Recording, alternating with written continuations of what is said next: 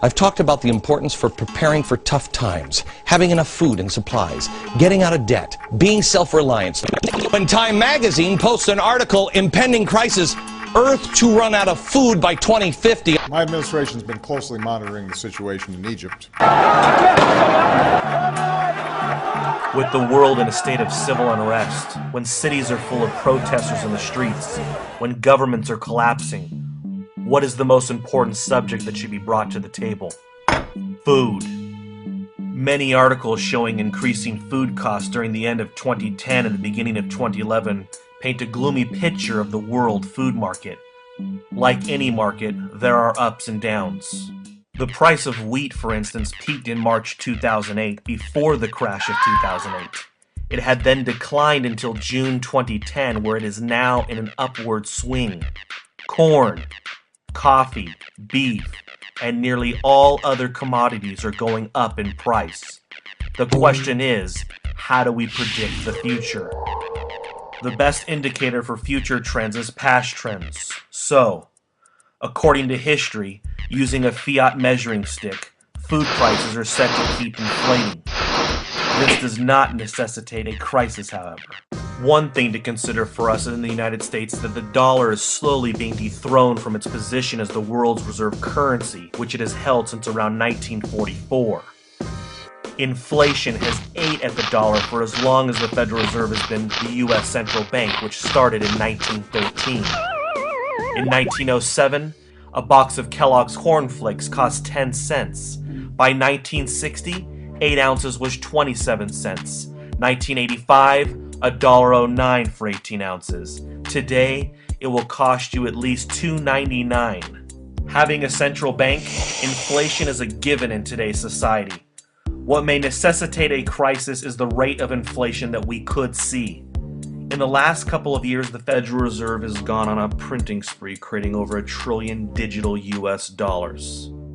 Additional factors such as the price of oil will only add to food inflation, as oil is used for every aspect of agriculture, including production, transportation, and even for creating food storage containers. Documentaries such as The End of Suburbia attempt to prove that the production of oil may have peaked or will peak soon.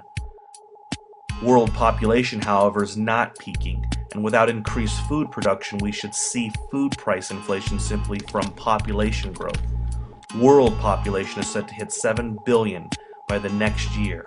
The U.S. consumes 21 million barrels of oil per day.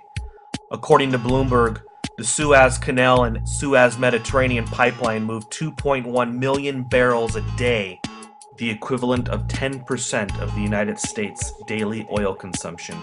And where is the Suez Canal? Egypt. February 11th, 2011. Mubarak steps down amid mass protests from his 30-year position as president. Only the future can tell what will become of Egypt and control of the Suez Canal. Droughts, floods, and other natural disasters also help to increase global food costs. In recent years, food inflation has been hitting worldwide. Some economists have warned food inflation in Britain could hit 11% by October. It's currently 2.5%. The price of produce in China is rising so quickly that everyday items like an apple or a bag of carrots have become too expensive for average Chinese people living on small salaries. Recently, the World Bank president announced that food prices have hit dangerous levels. The bank says that in its new report, food prices have jumped 29% in just the past year. The World Bank estimates that higher prices for corn, wheat, and oil have pushed 44 million people into extreme poverty since last June.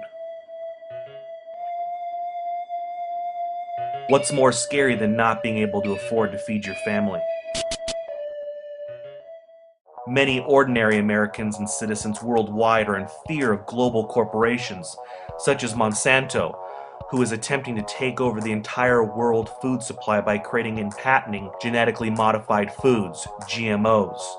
Despite some known health risks, many people also claim GMO foods do not offer the same nutritional value as their organic counterparts.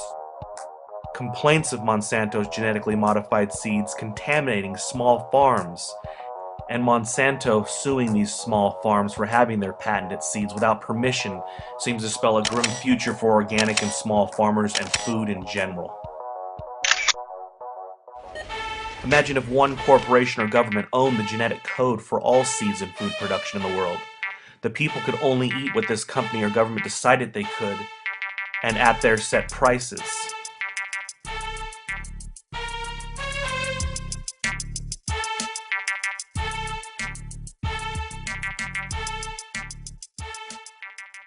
What is the solution? Turn back to localized farms and sharing healthy, organic, grown food locally with those around you to prepare for the upcoming inflationary crisis.